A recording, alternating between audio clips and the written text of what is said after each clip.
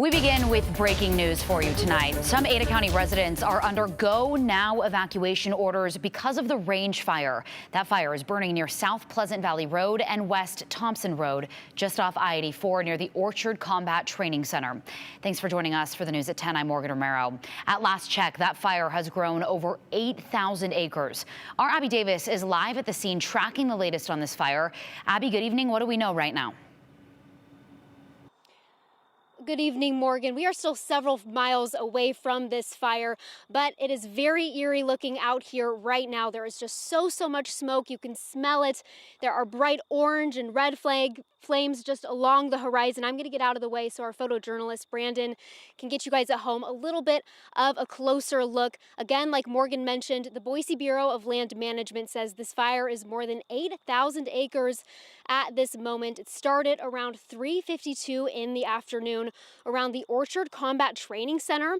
That's a 170,000-acre joint combined arms training site about 18 miles south of Boise. A BLM spokesperson says at least 4 engines, 3 dozer, and a water tender are on this fire. He says that is a cautious number, a reserved number, that there are likely many more resources there out there battling these flames, but he didn't give me specific numbers. He also says that there are other agencies, not just the BLM, on this fire, but again, couldn't give me specifics.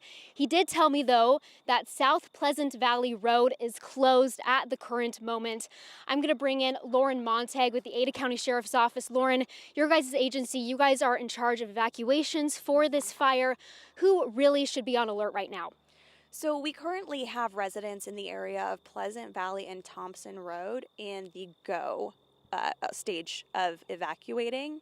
And then residents who are along Cunamora between Pleasant Valley and I-84 south of Cunamora are in that set stage where they need to be ready, packing, maybe a small bag to be ready to go if they need to. Okay, Lauren, walk me through what is really the responsibility of a deputy right now as they're trying to get people prepared, as they're telling people that they may need to leave their home.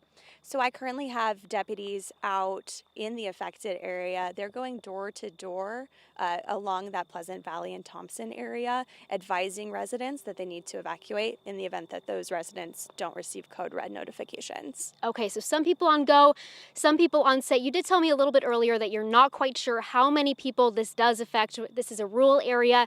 There aren't very many homes out here, but we do know that some people, especially people who live in more rural areas, they may be less inclined, less willing to leave their house if they are near a wildfire. What would be your message to people who may be hesitant right now? We just really encourage everyone to stay safe. We understand that it is hard to leave your home, that place of comfort and everything that you've worked for, but ultimately your life is worth more than that. And we would like people to get their pets, get their family, and find a safe place nearby. Thank you, Lauren, so much for the information. Just a couple more things that you guys need to know. The BLM does not know how this fire started at the moment. They say it is currently under investigation.